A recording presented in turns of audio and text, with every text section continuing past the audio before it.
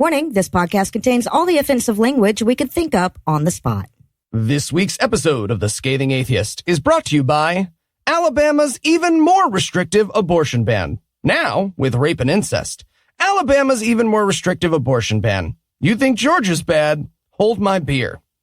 And now, The Scathing Atheist. This is Evan from the Happy Monday podcast.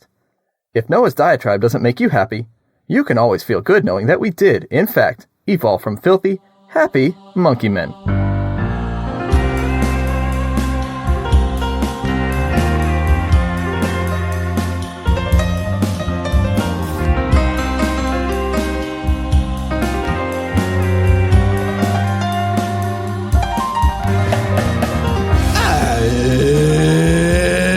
It's Thursday. It's May 16th. And it's National Mimosa Day. So, get drunk in the morning and pretend you like your partner's friends, I guess. You were going to do that anyway. I'm Noah Lugeons. I'm Eli Bosnick. I'm Heath Enright. And from James Comey's, New Jersey, Cincinnati Swing State, and Good Husband, Georgia, this is The Scathing Atheist. On this week's episode, Christians will take their balls and go home. And Steve Anderson is reminded that in Ireland, they drive out the fucking snakes. But first, the diatribe.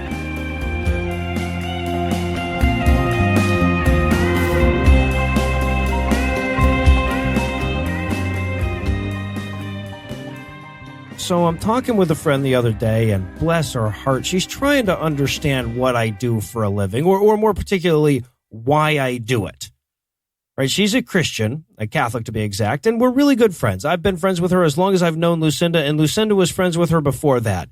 And she's happy for us that we have jobs that we love and that allow us to travel and to live where we want, or at least where we choose, but she just doesn't get the why part of it. So her question is basically always the same when she asks about my job. She usually finds a new way of phrasing it, but it almost always boils down to, so what's your problem with religion anyway? Right? She'll give me some variation of that, so naturally I'll just start listing evil shit the church does, and as easy as that normally is, it's extra easy when you're talking to a person that tithes to the Vatican, but invariably we fall into this same rut, and it's probably a rut that you're as familiar with as I am. But that's because they're doing it wrong bullshit when your interlocutor patiently explains to you that those evil kid rapey, mass shooty, church bomby, gay hatey types aren't actually religious. They're just kid raping, mass shooting, homophobic terrorists that sign God's name to their homework. Now, I'm not going to spend a whole diatribe debunking the no true Scotsman fallacy. It's too dumb to fill up the segment. God can't speak for himself, or if you're trying to be overly kind, he just refuses to for some reason. So every individual believer is left to fill in the blanks with whatever words they want, and whoever uses different words must be getting the words wrong. See, when my friend was invoking the trueness of her Scotsman, she kept saying shit like, but that's not what God wants, and that's not what God thinks, and that's not what God demands. And I kept trying to correct her by adding the possessive in there. Right? That's not what my God wants. That's not what my God thinks. That's not what my God demands. But of course, she's theologically obligated not to admit that the possessive can even exist there. Sure, you'd be hard-pressed to find two Christians who define God the same way, or would even give consistent answers about him on a what Game of Thrones character are you quiz, but their whole concept of God insists that they at least pretend they're all talking about the same guy. I mean, look, this is part of the reason I'm so insistent on not capitalizing the G in God. Yes, part of it is that lowercase is just grammatically correct there, and if you want to hear more about that argument, I recommend the diatribe from episode 132. But I'd be willing to make a grammatically incorrect concession to tradition for the sake of communication if it didn't also promote bad ideas. See, when it comes to God's personhood, religious debaters want to have it both ways. They want to laugh off our simplistic notions of God as some guy out there somewhere when it suits them, but then ascribe the characteristics of an individual to him the rest of the time. I mean, if you look at the attributes of God that pretty much every Christian can agree on, none of them are human attributes or even individual attributes. They're the attributes of a concept, and concepts don't get capitalized. See, to even refer to God as though you're talking about a being, even a fictional one, is already given ground to their argument. God is undefined in virtually every religious debate you'll ever have, and to the extent he is defined, it's usually with absolute qualities like being all-knowing, omnipresent, outside of time. Now, we obviously all agree that a person who is all-knowing, omnipresent, and outside of time isn't a real thing that exists. We have to agree with that or they'll take away our atheist cards. But I'd argue that it isn't even a concept that can exist. Right? When you move that far from human in your construction of a being, you can't then tag in human attributes when they please you. God, as defined for purposes of debate by the people on his side, is more akin to a concept like infinite parallel lines or gross national product than he is to people or even to previous gods. Right? Like Zeus was a dude. He was a fictional dude, but he was a dude with dude properties plus magic powers. And Christians have one of those gods too. His name is Yahweh or Jehovah or something, but it's not God. And this matters. See, Christians have this habit in conversation of moving seamlessly between Jehovah the dude and God the concept, and capitalizing the G reinforces an acceptance of that rhetorical bait and switch. They'll try to justify the existence of God by giving him this flighty conceptual definition, but then they'll shift right into saying, and he said X, as though the flimsy philosophical construct they built around all-knowingness and omnipresence is just a no-brainer synonym for the God of the Bible. Either God is Jehovah or God is this concept. And if they want God to be Jehovah, they're stuck with what's in the fucking book. Anything they add to that requires, at the very least, a possessive. Right? At best, they're speaking for their God at that point, and everybody else's interpretation, regardless of whether they're religious, is equally valid. At its worst, that's a call to immoral action. At its best, it's an excuse to ignore it. They're talking about your Jesus. We interrupt this broadcast to bring you a special news bulletin. Joining me for headlines tonight are the fold and spindle to my mutilate Heath Enright and Eli Bosnick. Fellas, are you ready to invalidate some official documents? Yeah. I also got one of those number 3 pencils they were terrified about in school. Fuck up your test. Yeah, I mean, this human shit I spread on my hands was for something else, but sure. I mean, I can use it for documents. I need to sanitize Eli's microphone and his mixer again, so we're going to pause for a word from this week's sponsor, us. So far, our Matreon fundraiser has been a great success. Once again, you've blown away our expectations. You've already fully funded the Patreon-only Pajama Party live stream, but there are still plenty of goals to hit. And as we've added new goals over the last few weeks, a lot of you have reached out to ask how we come up with them. So we figured we'd pull back the curtain a bit and share some audio from that very meeting. Hey, Andrew, how's it going? Happy Matreon. And happy Matreon to you too, Noah. How are you? And by the way, thanks for meeting me in this open field. I get it. Your office has taken quite a pounding this year. Yeah. Thanks for being understanding. Speaking of which, where are Heath and Eli? That is a bulldozer. And that's my office chair. How? Why? Classic. Why is your door code your kid's birthday? Yeah, Andrew, that's on you. Come on. On you. Blame yourself. You knew we knew that. Yeah. All right. So how can I help? Well, we're doing our April Fool's Patreon-tacular, right? We're not calling it that. No. Pin in that. We'll get back to no it. pins. Nope. And we had some more ideas for stuff to do during the pajama party to keep people going. Oh, okay. Look, before I even start to look at this list, Eli cannot offer to fuck anyone's dad during the pajama party. I've been very clear on this. I have already purchased IWillFuckYourDad.com. Even if you've already purchased IWillFuckYourDad.com. Okay, so we're wasting company money now, just for the record. We are wasting company. Let's see here. No. No. Definitely no. I guess that's technically illegal, but I don't think we can get Carrot Top, guys. I think we can get Carrot Top. I also think we can get Carrot Top. Absolutely. Either way, where does that leave us? Okay, that leaves us with the AMA. Hit it already. Anna's sing-along. Hit that too.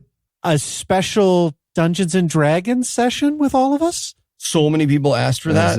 A lot of people wanted that. and playing Twister in our jammies. Okay, that's what we're going to go with then, I guess. Yep. Look, Locked in. look. See you, Andrew. See you, Andrew. Bye. Andrew, Andrew, later. I have a present for you. Of course you do. What is it this time, Eli? I got you a bottle of Ardbeg Scotch. What? Really? Yeah. Yeah, wow, Eli, that's fantastic because, usually you get me something. It gets better because I poured out the weird stuff that's inside and I filled the bottle with little scrolls I wrote crimes I'm going to do on. Yeah, things like that. Happy Maytacular Paper and Fool's Day, Andrew. I don't think we're calling it that. What else is on this list? Where are you even going to get a giraffe, Eli? They're gone. And they took my car. All right, well, we've got some brand new awesome rewards as well as some goals that you really want to watch us achieve. So if you want to get in on the action, head over to patreon.com/scathingatheist. Later this week, we're going to be dropping the second half of our Patreon-only AMA, and we're only a few weeks shy of the pajama party. Act now, and you can help us add Patreon-only ringtones so that, as one listener helpfully suggested, you can get me yelling at you as your alarm clock. That's awesome, right? And remember, only you can make Andrew play Twister with us on camera. And now, back to the headlines. In our lead story tonight, Pennsylvania State Representative Brian Sims continued his ongoing campaign of terrifying Christian bigots last week, and it continues to be an absolute delight to watch him do that. Yes, it does. It absolutely does. Sims is a progressive, liberal, non-religious gay man, and he's also a beautiful, beautiful man. Just gorgeous. Just looking at his picture makes me want to buy paper towels and lumberjack equipment. Like, just to make him like me. Whatever I need to buy. So basically, he's the exact embodiment of all the Christian fears and sexual confusion rolled up into one guy. Yes. And his latest triumph was embarrassing the fuck out of some anti-choice protesters who were harassing women outside of a Planned Parenthood in Philadelphia. Did he develop some kind of evil scientist self-awareness, Ray? Because I feel like that would do it. Pretty much. He was just like, hey, what if people knew how you behaved? And the Christians were like, nah. Yeah. So, quick background. You might remember Sims for being the guy who went on Facebook and posted a giant fuck you for Mike Pence when the VP visited Philadelphia last year. This included a photo of Sims giving Pence the finger, also making fun of Pence for needing his wife's help to speak with a female human being. And it closed with, get bent, then get the fuck out of my city. It was the best. Just for the record, the cast of Hamilton and also just about everyone in New York City did the same thing when Pence visited them. This should be how it works everywhere he goes all the time forever. Also, everyone in that administration. Amen to that. And guys, this will not take a global effort, right? Like, if you can help us lure him into my dining room, we stick Anna in the kitchen, Lucinda in the living room. We can basically do whatever we want for eternity. Yeah. And ladies, I'm just saying, if you have a vagina and you walk into an elevator that Mike Pence is in, you are legally kidnapping him. Do with that what you will. All right. So Sims decided it was time to harass the harassers at the Planned Parenthood. And I think that's great. But by harass, I mean record video of harassers doing exactly what they do, all at the same time not interfering with anyone seeking medical treatment. So not harassing. Oh, it was a mad scientist self-awareness, Ray. It was just photons bouncing off of them was the Ray in question. Looking. Yeah. Yep. He also he asked one of the mob a few questions like, have you fed any children today? No, you haven't? Have you given out any condoms to prevent abortions? No? Have you protested any Catholic churches for all the kid raping? Sorry, what? Did you say complete silence? Cool.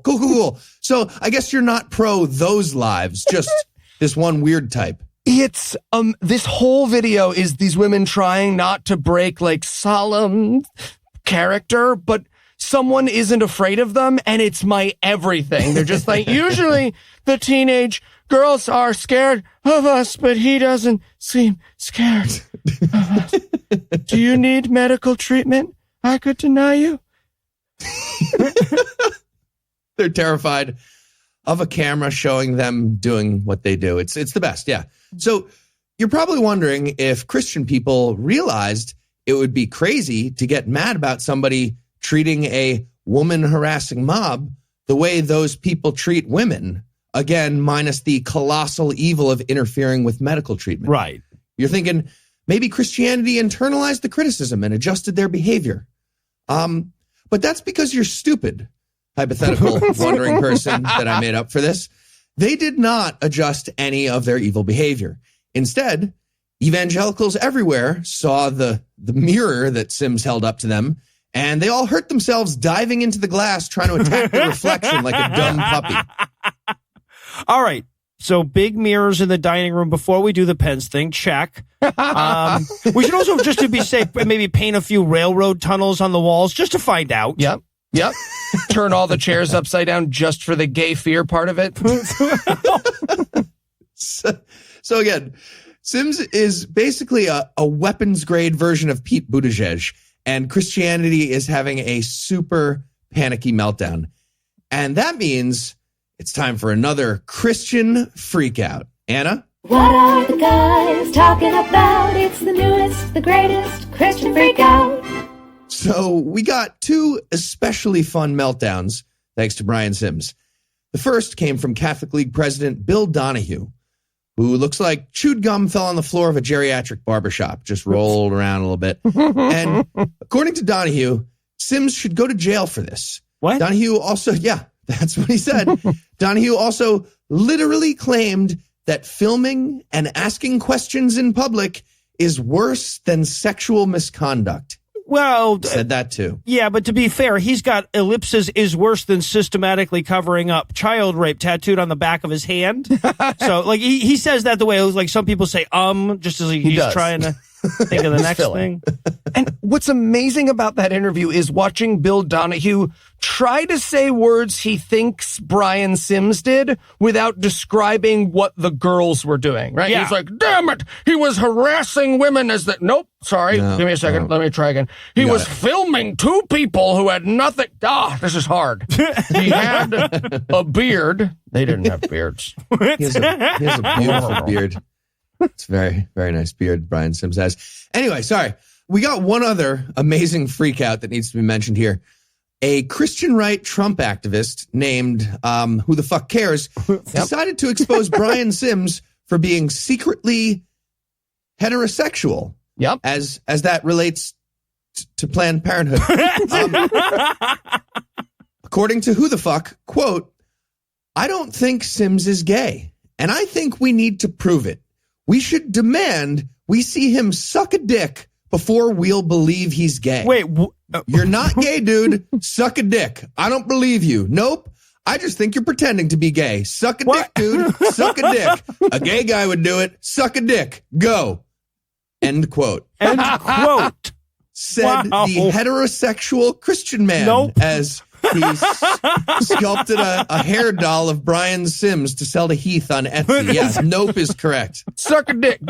You know what I just realized? I'm not going to believe you unless I'm there. I've got a dick. You could. I just got it. I'm gay. I'm gay, everyone. There it is. This is about. I figured out. Wow, you got it faster than we expected. Yeah. Cool.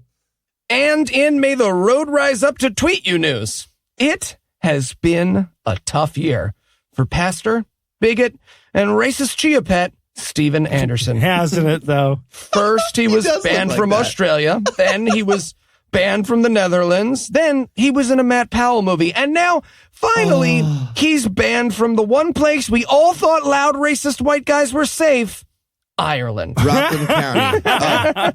I thought it was they're It's still close. safe. That's where all those there. people come from. And by the way, credit where credit is due. You heard it here first, even well before it happened. Lucinda called this one on TWIM on episode 324. Go, Lucinda. Now use that same power to get him kicked out of America. Just Steve Anderson and Andrew Wakefield floating around in the middle of the Atlantic international waters, just getting measles together and yelling slurs, just scratching their itchy parts. Sounds great. Now, Anderson, who looks like an American History X-themed Ken doll, is the first person stopped from entering Ireland under the exclusion powers granted by the nation's Immigration Act of 1999. Section 4 of that act states that a person can be banned if it's deemed, quote, necessary in the interest of national security or public policy. Wow.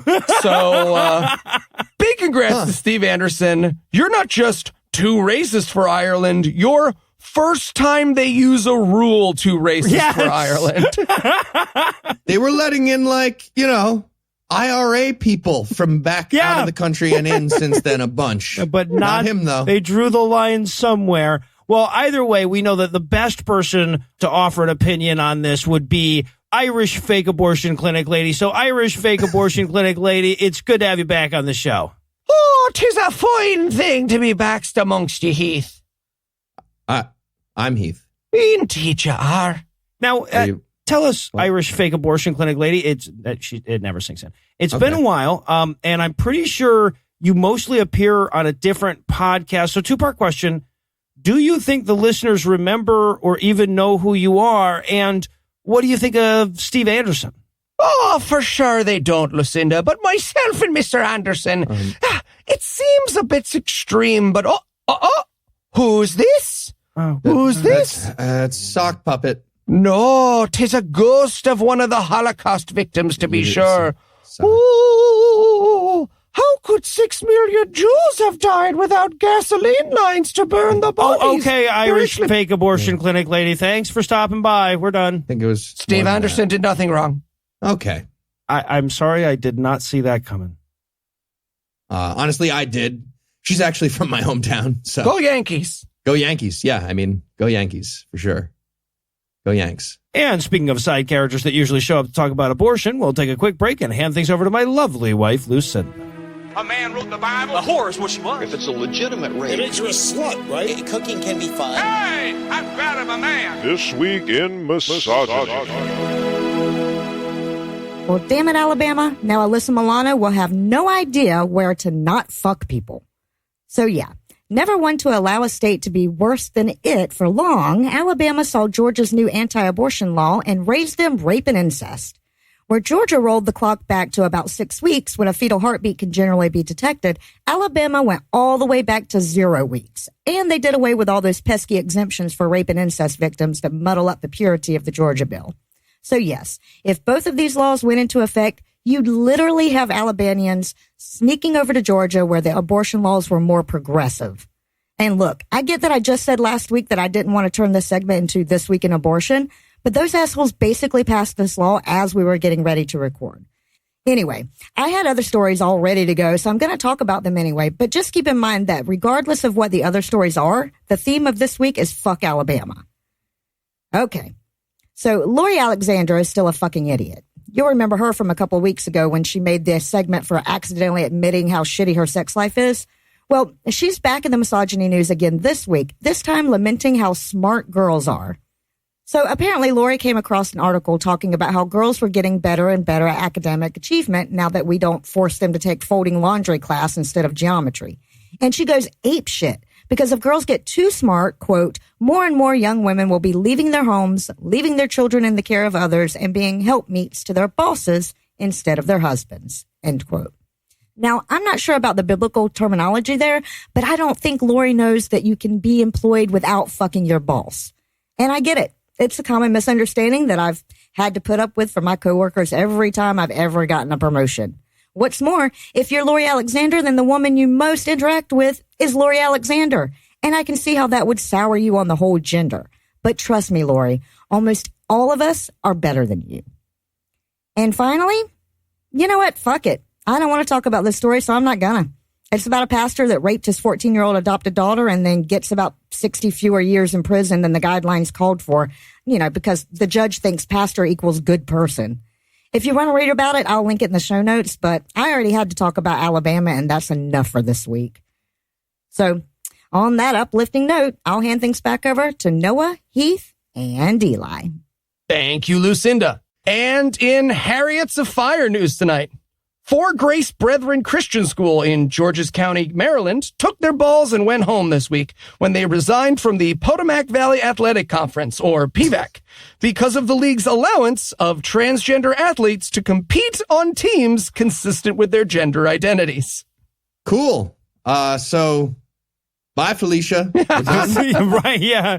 Look, it's bad enough that y'all are making us let them shit. Pretty much. So, George Hornickel, who, when he's not doing his full-time job as an old, offensive wooden doll of a pizza chef, is the principal of the school. You got to Google it. It's a really good one. That's just his name is that image. Hornickel. Yep. When he's not that, he's the principal of the school, and he released a statement saying, quote, "Schools that allow boys to play on girls' teams is a form of cheating, and it gives them an advantage over girls' teams who only play female athletes," end quote. Which might be true if these athletes were post-pubescent or not on hormone blockers. However, Hornickel immediately demonstrated just how wasted that explanation would be on him when he added, quote, "This is how it has been throughout the history of the world. And we believe there are only 2 sexes, male and female," end quote. So yeah, I mean, I guess he's allowed to believe there are only 2 sexes. I mean, there's 6. There's 6 forms of karyotypes, but Hornickel is allowed to believe tens of millions of people don't exist. I guess that's his prerogative. And by the way, the school was already planning to leave this conference because most of their opponents are too far away. But they're such giant fucking assholes that they were like, also fuck trans people, also that, because the Bible is also our reason. Nailed it. Like, they could have just like said fucking nothing and not been extra assholey about it, but they had to do this. Yeah, like which means somewhere in some office somebody heard this and was like, "Oh, good, I thought we were going to have to do this without bigotry." Score! Nailed it. Good. All right. Still, we know here at the Scathing Atheist that even non-bigoted, non-assholes can be confused about trans athletes and fairness in sports. So, in the spirit of education, let's answer some FAQs with another episode of Kicking It with Carl. He's a pug and he's also a unicorn. You know, that's a horse that has a horn. But don't forget, he's a Pegasus too. That's called a pug, a pegacorn, and he likes you. It's Kicking It with Carl.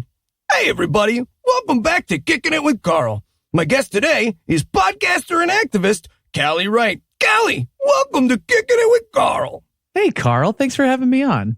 So, Callie, I asked you on the program today so we could talk about trans athletes in sports. I am one of those, so like me? Exactly. You play roller derby, right? I sure do. Now, Callie, isn't that unfair? How so? Okay. Well, among pegacorns, at least, there's like dude pegacorns are usually bigger and stronger. Yeah, usually. Is that true with humans too? I mean, most of the time, but there's a pretty wide range within that category. Oh, yeah, I guess there is. But like, what if a dude Pug-a-Pegacorn was just like, I'm a lady Pug-a-Pegacorn, and then wanted to play in the Pug-Up Olympics? Wouldn't that be unfair? I'm glad you asked, Carl. And yes, if you could just announce your gender and instantly change categories, maybe that might be unfair, except that's not actually how trans athletics work, at least not in most cases. It's not? No, for almost all gender-segregated sports, athletes have to have been on hormones for a period of time and sometimes even have to have had surgery before they're allowed to compete as a gender other than the one they were assigned at birth. The Olympics even has an official policy about it. Wait a second, they do? They sure do. Okay, but aren't their bones and muscles and stuff denser or something? Actually, not necessarily. There's quite a bit of peer-reviewed research that shows after trans athletes are on hormones for a significant amount of time, they have the same or less bone and muscle density as the cis people in their category. So, trans athletes don't have a significant biological advantage? Not according to the science we have, no. But more importantly, even if they did have a biological advantage, it might not be as unfair as you think. What do you mean? Well, did you know that Michael Phelps has double-jointed ankles? He does? He does. Plus, he produces almost half the lactic acid of other athletes. Wow, he's so lucky. He is lucky, Carl, and that's actually kind of my point. When someone like Michael Phelps is born with physical advantages, we talk about how lucky they are. It's all well and good to say trans women are women, but if that stops when we want to play sports, you're kind of secretly saying you actually don't think they are. Oh, I didn't mean it that way. I know you didn't, Carl. And it's always okay to ask questions, but it's pretty tough to be trans right now. There's bathroom bills, the trans military ban, and the government rolling back our healthcare and legal protections. So you just got to be extra careful, okay? Okay. And if someone tells me I hurt their feelings, I should apologize? That is right, Carl. All right, Callie, one more question for you, and this is a tough one. All right, shoot. Do you like garlic bread? You know I do. All right. Well, Callie, thanks for joining us. Hey, thanks for having me, Carl. He's a pug and he's also a unicorn. You know, the horse that has a horn. But don't forget, he's a Pegasus too. That's called a pug, a pegacorn, and he likes you. He's kicking it with Carl. Thank you, Callie and Carl. And finally tonight in Baptismal Font News, we do not, as a company or as individuals, endorse public indecency, masturbating your way through a church during a service, or washing your ass in the baptismal font while approximately 75 parishioners watch on in horror. Heath, Noah's attacking me using headlines again. Not yet. I will, but not yet. Who would you prefer attacks you with their headlines? All right, so no, look, I'm not going to say it's the worst use of public indecency, public masturbation, or public ass rinsing, but I am going to say that no matter how well we do with the Matreon thing, we, as both a matter of law and company prerogative, will not jerk off with our asses in the holy water, regardless of whether the church is in service. But if 21-year-old North Dakotan meth head Zachary Burdick does it, we certainly endorse thinking that's pretty fucking funny. And also, just to be clear, we are willing to set a Patreon goal to buy ourselves a church just for this dedicated Thank purpose. you. Yes. That is definitely Noah what we're does doing. not speak for this podcast. I will... the Pope if you give me bail money. No, you won't. Where would you even get a giraffe? Don't answer that. Fucking Andy doesn't need any more complications in his life.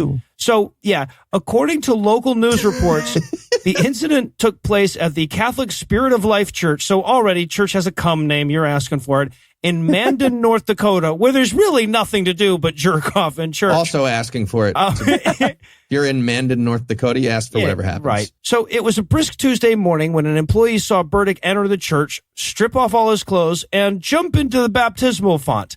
He then, quote, dipped his rear end into the holy water fountain, end quote.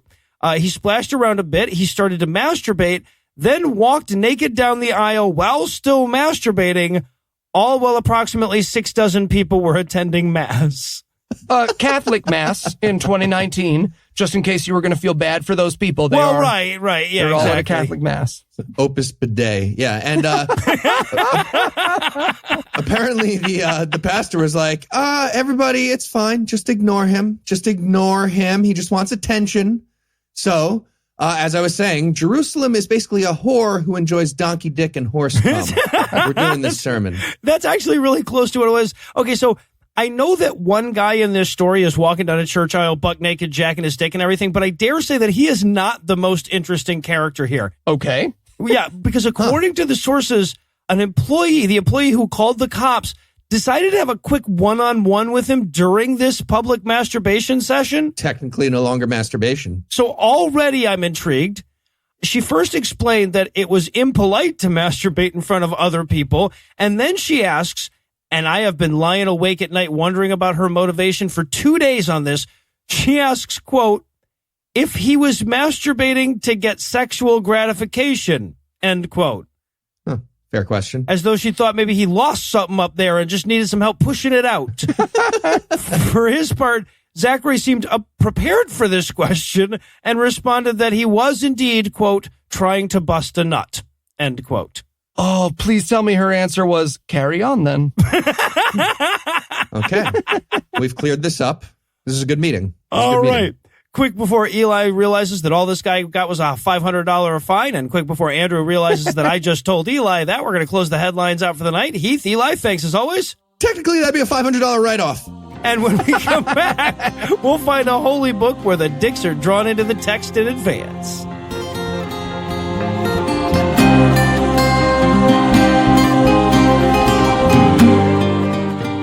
I have to admit, it took us a while to decide which holy book to tackle this year, and it wasn't an easy decision, but ultimately we settled on the Pearl of Great Price for two reasons.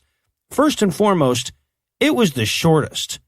Like, we were looking at like 8 things, and it was half as long as the other 7, but also, and most importantly, almost as importantly, it's the one that had the Book of Abraham in it, and that's what we get to break down today. Book of Abraham.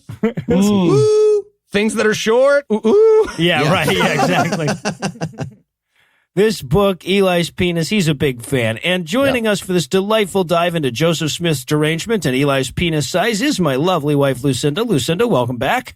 Look, we're half an hour from me never having to think about this stupid thing again. Let's not slow down with the salutations, okay? Okay. All right. Check.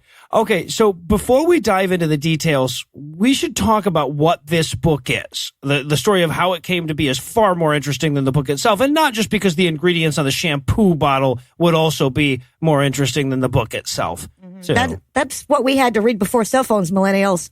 That's how hard we had it. Right? Did you guys jerk off to the back of shampoo bottles too? I thought it was alone. No. So maybe go to a camp? Here's the backstory. Conditioner usually, but yeah. All right, so here's the backstory on this. Some dude inherits some old Egyptian papyri from a dead ant or something, and he's toting it around the Midwest back in the 1840s, displaying it at sideshows and shit. So he hears about these Mormons and how their backstory includes a guy who says he can translate Egyptian hieroglyphics. So the carnival barker's like, hey, I bet I could rip this guy off. Spoiler alert, you can literally always rip Joseph Smith off. Pretty much, yeah. So he goes to Kirkland, Ohio, where the Mormons were, and he offers Joey this whole bunch of Egyptian stuff, which apparently included a mummy as well, for the princely sum of $2,400 in 1840. That's 70 grand in today's money. So Joey looks at it. He declares that the papyri include the literal handwritten words of both Moses and Abraham. And then he orders his followers to pay for it for him. And then he translates them. He translates them. This is amazing. It's like that improv liars duel you get when 2 idiots at the bar, they read different memes about Hillary Clinton being a serial killer. So they both agree on the general premise, but they're just making new stuff up. Yeah. I say, so these are the scrolls from 2 magical prophets of God. Yes, and, they say that I, Joseph Smith, will buy these for $100 in future currency called dollars. It actually says $100 each if you look at that little squiggle right there. So, $2,400 total. Oh, it does, doesn't it? Is it right there? Great. Yep. Great. Yep. So that's the deal. We are both not lying. 2,400. We are not. Why did you all just freeze for like a minute? I'm pretty sure they were doing a doodly-doo. Were you guys doing a doodly-doo? We were doing a doodly-doo. I was the salesman. Yep. Okay. All right. So Joseph Smith translates these papyri, and he releases them, by the way, 1 chapter at a time in a newspaper that he owns to drum up a little extra distribution, I guess. Of course, later, Egyptologists learn how to actually read hieroglyphs, and they translate these ones, and lo and behold, they are not the words of Abraham or Moses, but instead they're literally the most common Egyptian thing you could possibly have. Right? They're fragmentary copies of the Book of the Dead and the Book of Breathings, which, that's still pretty cool. I'd hang it on my wall, but it's the equivalent of people thousands of years from now having a phone book from today. Yeah. So, just to be clear, we're reading a mistranslated filibuster, the Holy Book. Yes. That's what's happening right now. Yes, the forged note from the dog that ate your homework, the Holy Book. Yes. Bark, it says. All right. So, but when he was done with his translating, Joey also felt the need to copy over and explain a few of the larger drawings on the fragments, which are amazing, but also lead to the greatest penis ever captured in Holy Canon. So we're going to get to that. Just as we're going through this, keep in mind that there's a God dick at the end. Yes. You sound like a Catholic priest. Can I just tell you that? It comes up. Okay, but before we can get to the penis, we start out with Abraham apartment hunting in Chaldea and becoming a priest. Yep. This is the perfect start to Joe Smith just making shit up. So, like, we get Abraham, prophet of God, getting kicked out of his parents' basement. Essentially, Fantastic. yes. Oh, and in one of the worst examples of foreshadowing in literary history, Abraham laments that the heathens were, quote, offering up their children unto these dumb idols, end quote. It's all about the intelligence of the God you're killing your kid for. Yeah. Oh, gotcha. Right. That's what it is. He's about to stab his son Isaac. Okay, God, just really quick before we get to that, why is a raven like a writing desk? Quickly. Too slow. Well, in verse 12, by the way, he references illustration A, I guess? Yeah. Yeah. So on the papyrus that they bought, there's a picture that, according to this book, is a bunch of Egyptian priests trying to offer Abraham up as a human sacrifice before Abraham made his heroic escape. What it actually shows is a funeral. Yeah. We also get Joe Smith using the word hieroglyphic in his translation of ancient Egyptian hieroglyphics. That's a word from Middle French, not Egypt. And this one says, the book that you're reading now. This book now. So, yeah, but at the last second, right before the evil Egyptians could kill Abraham, God sent an angel with a lockpick to set him free. Right, and then God introduces himself to Abe formally. Right? Like with all the title, like for 4 paragraphs. Yeah, like Daenerys Targaryen. Yes. I love that the God of the universe introduces himself by name. He's so awkward. It's the best. Abraham screams for help because he's about to get stabbed, and God's like, "Hello, how are you today? Is this gentleman stabbing you? Oh, wait, sorry, I'm so rude.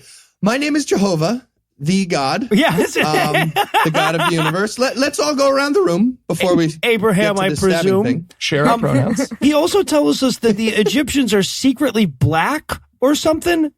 Verse 22, he says that the Egyptians preserve the blood of the Canaanites in the land. So 1840s dog whistle, I'm guessing. It's the Dennis Hopper speech from True Romance with Walken, but for no reason. Yes! Like, just to be racist. That's the only thing accomplished here. Abraham's like, so one other thing.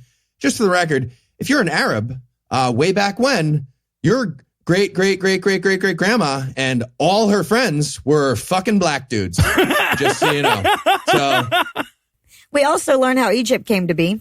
It was founded by the daughter of Egyptus. Egyptus. He was going to give us a proper noun, but Egyptus. Then Abraham promises to fill us in on everything between creation and Egypt's founding. And if we don't believe him, he'd like to remind us that he did predict a famine once, and then there was a famine, so you can trust him. Yeah. So after promising us an exhaustive record of creation, he instead focuses in on a very long and uncomfortable walk he took when he moved out of Ur.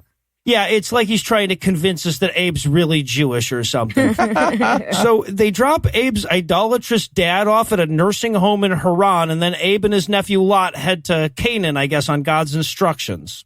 And Lot was like, hey, God, anything you want to tell me about? Anything that might be coming up for me in the story in terms of angel raping or getting raped by my own daughters? Anything with sexual assault? Pillars of salt? No? Great. Okay, so no consequences. So let's go ahead and start up the city of butt-fuckingville. I'm psyched. Great. Yeah, so they get to Canaan, and God tells Abe, hey, it's all yours. But he doesn't mention that to the Canaanites, which seems to be a grave oversight. Just stay away from the fence. You'll be fine. Just stay away. It's pretty simple. Good. Yeah. Well, then Abraham heads to Egypt, but not before God warns him that his wife's way too hot for Egypt. So he should probably pretend that she's his sister. Hey, Joe, should we make this weird incest roleplay part of the Bible better? Do you want to change that at all? Or yeah, let's say God's into it. Oh, that's okay. That's better for you, I guess. Okay. Correct. It is okay. And then we stumble our way into the hardcore crazy here.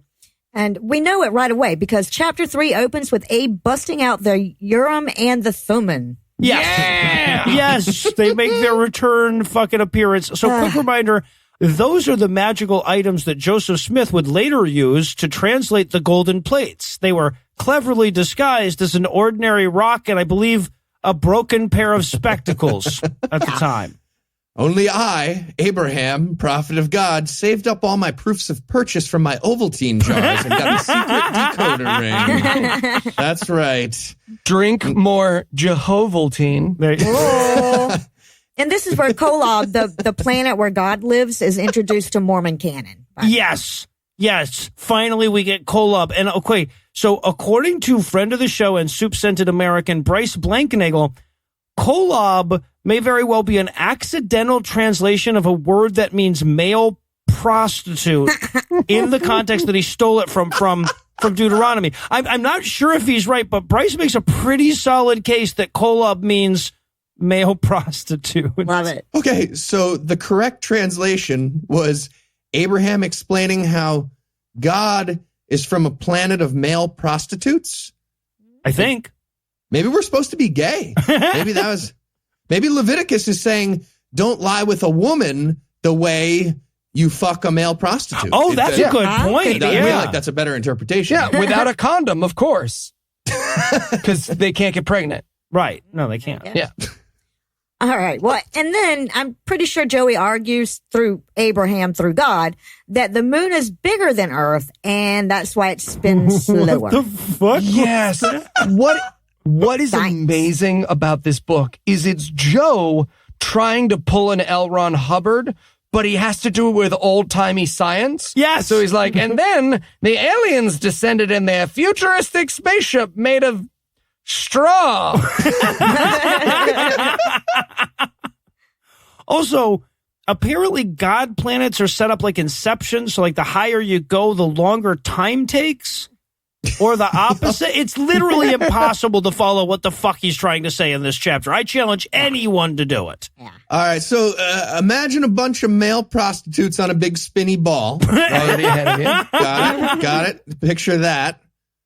I mean, spend some time picturing that. That's fun. And all right, now imagine if you're in charge of that. You're going to want to stack that on a series of balls that spin faster, right? Let's go back to picturing the male prostitutes. Yeah. All right. Picture them.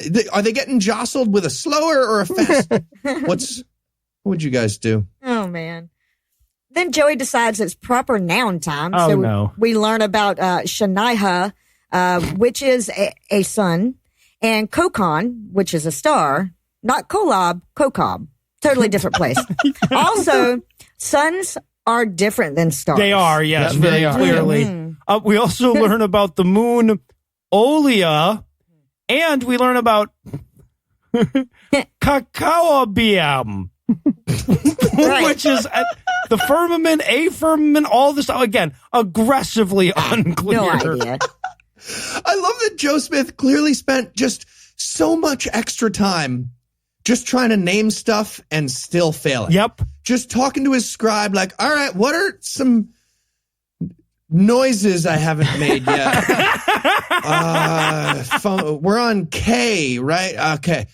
Ko, ka, ki, cow, coo.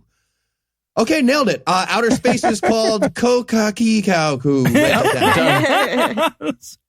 And just to be clear about how clear this book isn't, I wanted to pull up sample sentence. So this is what we're dealing with. Stuff like, quote, howbeit that he made the greater star, as also if there be two spirits and one shall be more intelligent than the other, yet these two spirits, notwithstanding one is more intelligent than the other, have no beginning. They existed before, end quote. What? No, that's actually my transcription of Heath trying to talk to a pretty girl at Skepticon. Oh, okay. I got it. It's not, What's this? Riffra.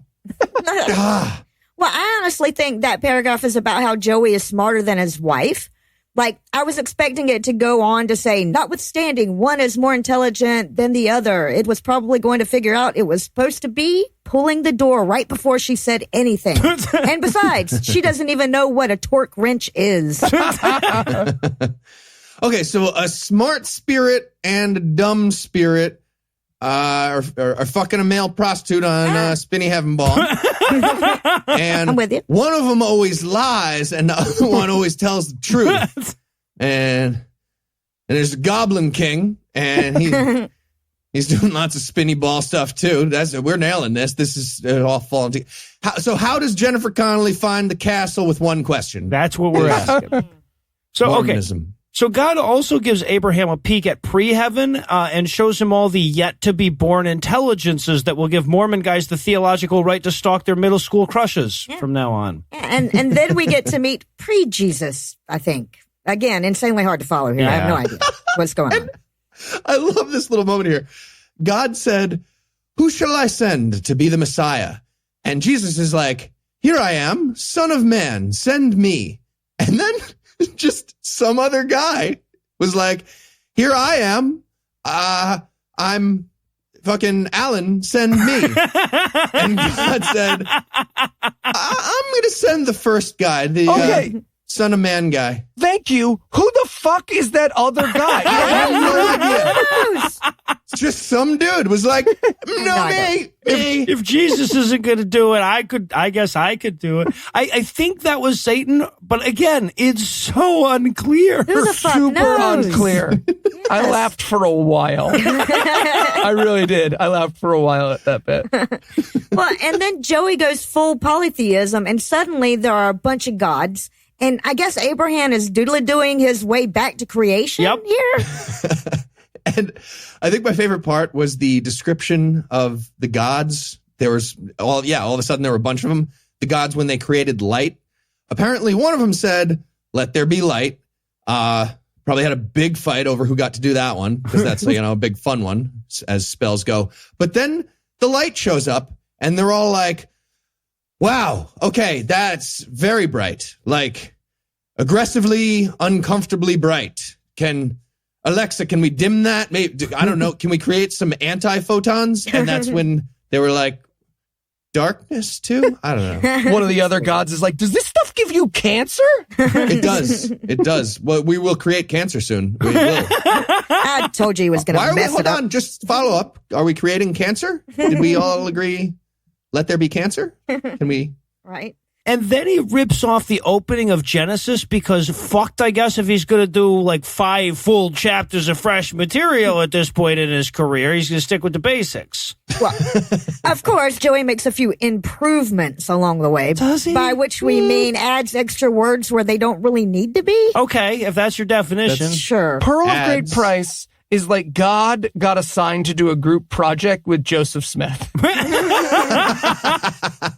Well, and the direct Genesis lift carries on into the next chapter as well, just in case anybody was in need of hearing half of the Adam and Eve story again. Oh, for fuck's sake. Right. I'd love to hear a version of Genesis from Eve's perspective. That'd be good. That half would be fun. She's just like, "All right, so I'm hanging out in the garden, and this giant talking, walking snake starts fucking negging me, and that's obnoxious. The only way I can get him to leave is if I eat a bite of his stupid fucking apple, and he's bothering me the whole time. So, yeah, yada, yada, yada. Hillary Clinton can't even beat a rapist. So, there you go. Story of Genesis from Eve, from woman's perspective. But that is not the half of the story they went with. I just thought that would be fun. Sadly. No, unfortunately. Well, and another improvement, in my opinion, in Joey's version, we skip the part where God parades all the animals out to Adam and goes, "You want to fuck that?" And you went straight ahead to the rib thing. Yeah. Good. And just for the record, God refers to women here as, exact quote, "help meet." Yep. And then halfway through, while Adam's naming the animals, Joey's like, "Fuck it.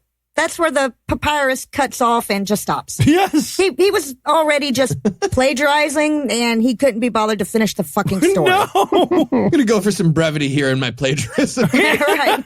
Need a break. I get it. Everyone else put up their citation needed essay on Thursday, and it's already Sunday, and you downloaded that Grammarly thing, but all it does is tell you you're a bad writer. It doesn't, like, change things for you, so you just wrap it up. What I'm saying is I empathize with Joseph Smith. Oh, boy. You didn't download anything. No, you didn't. Yeah, but I went to the website, and it was like a Chrome attachment. I was like, yeah. What's that mean? All right, so yeah, the book ends there, but Joey does give us all the pictures and his silly-ass interpretation of them as well. Now, they're hardly worth noting, except that this is where the canonized God penis snuck his way in. Finally. So, facsimile 2 is this big round seal with a whole bunch of shit going on, and inverted at the bottom, you see a dude that Joey calls a symbol of, quote, God sitting upon his throne, revealing through the heavens the grand key words of the priesthood, as also the sign of the Holy Ghost unto Abraham in the form of a dove, end quote. And I don't know about no dove, but the dude he's talking about is clearly sporting a fuck-ready erection.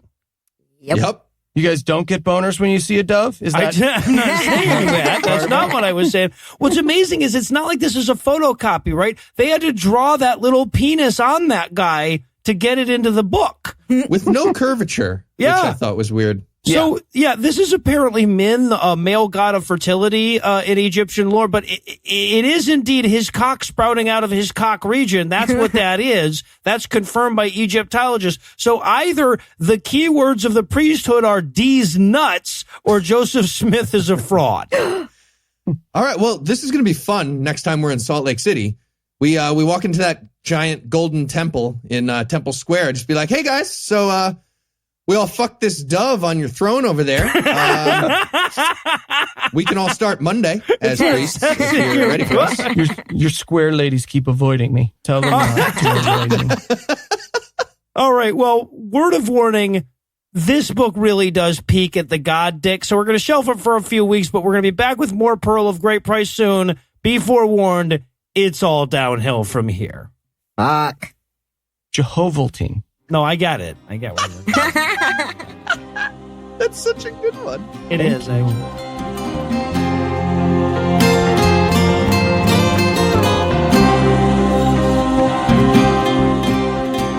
Before we adjourn for the night, I want to remind you one more time that Andrew playing Twister with us in his pajamas on camera is still on the line with our Patreon pledge drive. So be sure to head over to patreon.com/Scathing Atheist and do your part. Anyway, that's all the blast movie we've got for you tonight. We'll be back in 10,022 minutes with more. If you can't wait that long, be on the lookout for a brand new episode of our sister show's Hot Friend God Awful Movies, debuting at 7 a.m. Eastern on Tuesday, and an even newer episode of our half-sister show Citation Needed, debuting at noon Eastern on Wednesday.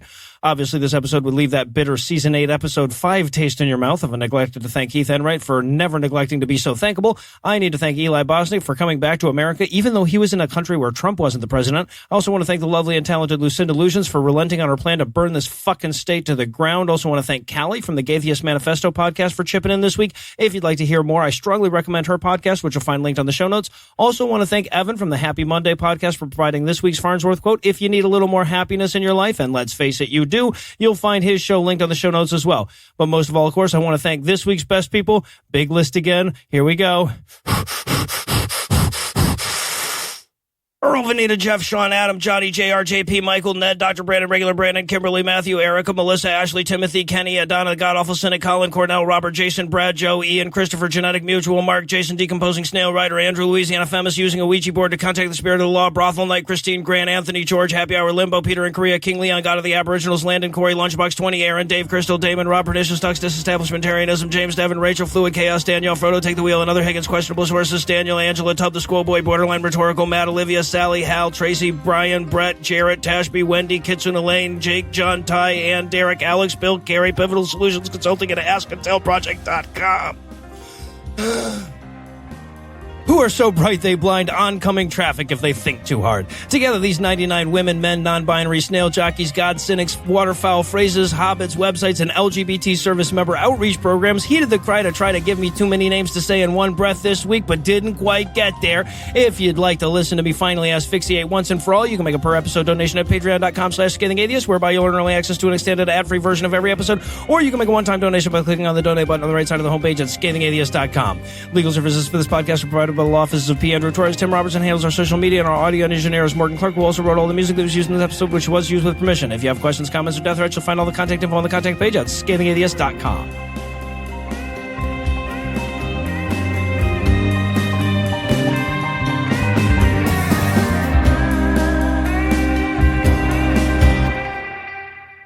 That's a good callback. Thank you.